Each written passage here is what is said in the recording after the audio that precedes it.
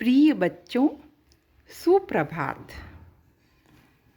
नव कैलेंडर वर्ष की आप सभी को बहुत शुभकामनाएं। बच्चों, इस नव वर्ष पर मैं आपको यही शुभकामनाएं देती हूँ कि आप इस वर्ष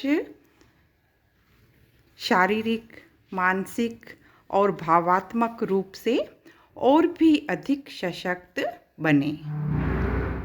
बच्चों, हम अयोध्या सिंह उपाध्याय हरिओद की व्याख्याओं को पढ़ रहे हैं। हमने पिछली कक्षा में व्याख्या क्रमांक 7 को पढ़ा था, जिसमें हमने लोक सेवा के महत्व के बारे में जाना था। लोक सेवा को भगवान कृष्ण ने गंगा के समान बताया था।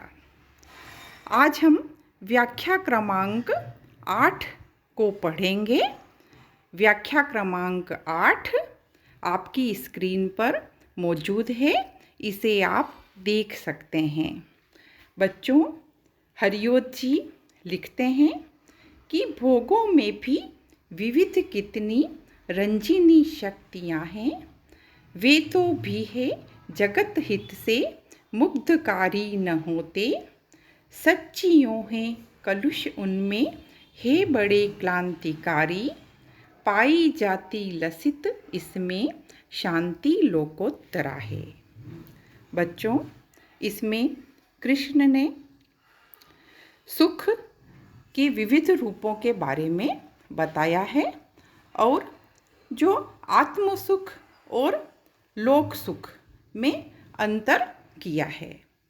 बच्चों, आनंद की कई श्रेणियां होती है, सुख कई तरह के होते हैं। हमारी भारतीय संस्कृति में हम 5 कोशों को मानते हैं। अन्नमय कोश से लेकर के जो प्राणमय कोश है, उन विविध सुखों की अलग अलग श्रेणियां हैं।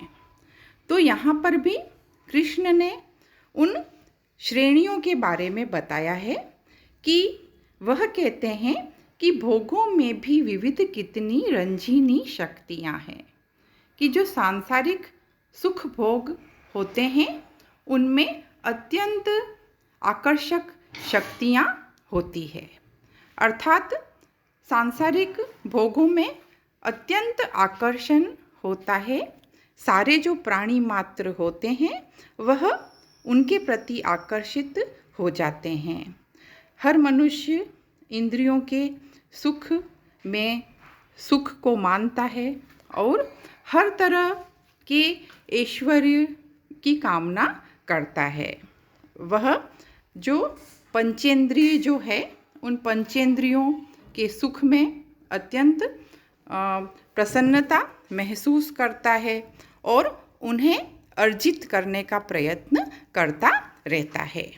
तो इसीलिए कृष्ण कह रहे हैं कि हर प्राणी सांसारिक भोगों को पाना चाहता है, क्योंकि उनमें अत्यंत आकर्षित करने वाली शक्तियां हैं। इसलिए वह हर मनुष्य को अच्छी लगती है, हर मनुष्य को प्रिय लगती है।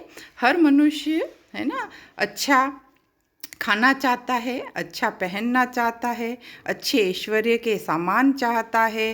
तो सारे मनुष्यों की यही इच्छा होती है कि वह सारे सांसारिक सुख भोगों को प्राप्त करे, लेकिन वे तो भी है जगत हित से मुक्तकारी न होते। लेकिन कृष्ण कह रहे हैं कि सांसारिक जो सुख है वह जगत हित के सुख से ज़्यादा श्रेष्ठ नहीं है। अर्थात ज़्यादा श्रेष्ठ कौन सा सुख है? जगत हित से प्राप्त सुख ही ज़्यादा श्रेष्ठ है ना, क्योंकि जगत हित से प्राप्त जो सुख है वह मनुष्य को आत्मा का आनंद प्रदान करता है। बाकी अन्य सांसारिक सुख तो हमारी इंद्रियों को संतुष्ट करते हैं, लेकिन आत्मा से प्राप्त जो सुख है वह हमारी आत्मा को आनंदित करता है। तो इसलिए श्रेष्ठ सुख तो जगत हित, जगत के कल्याण की भावना से प्राप्त सुख ही श्रेष्ठ है। सच्ची यूँ है कलुष उनमें हे बड़े क्रांतिकारी।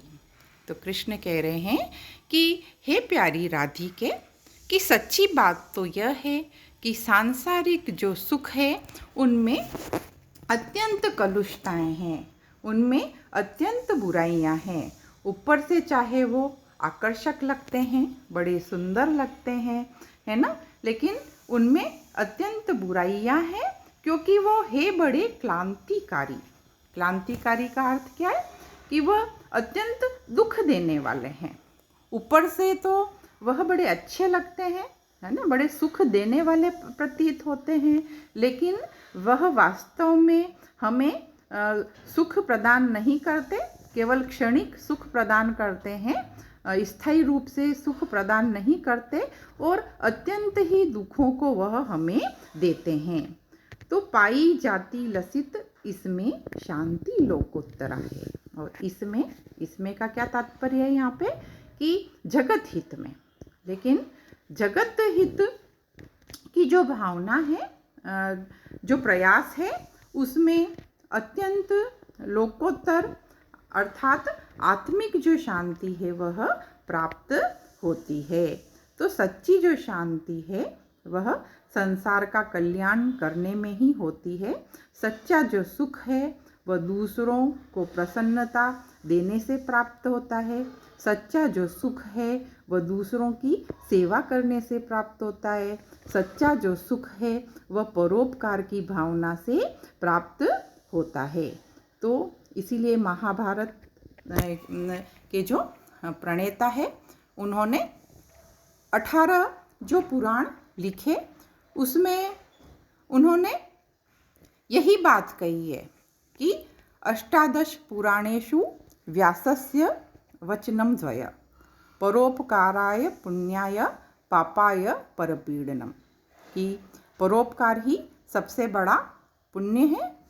तो यही बात यहाँ पर कृष्ण ने भी कही है, और यहाँ पर कृष्ण यही कहना चाहते हैं कि हमें सांसारिक सुख के प्रति आकर्षित न होकर के हमें जो सच्चा सुख है, जो जगत कल्याण से प्राप्त सुख है, वही प्राप्त करने का प्रयत्न करना चाहिए।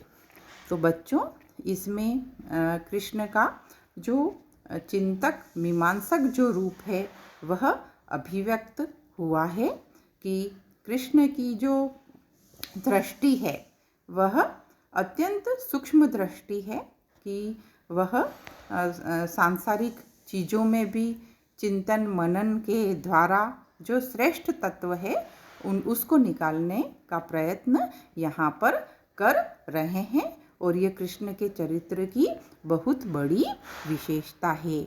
आप इसे विशेष में लिख सकते हैं और लिखना भी चाहिए आपको, कृष्ण के चरित्र की कौन कौन सी विशेषताएं अभिव्यक्त हुई है।